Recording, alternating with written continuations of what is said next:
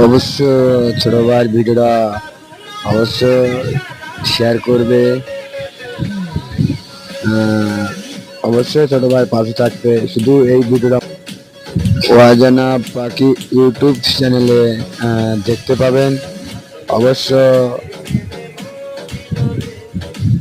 সবাই পাশে থাকবেন। শীঘ্র এখনো যারা শেয়ার করনি অবশ্যই বন্ধুরা শেয়ার করবে। ছোট ভাইয়ের ভিডিওটা অবশ্যই আপনাদের ভালো লাগছে, অবশ্যই সাপোর্ট করবেন।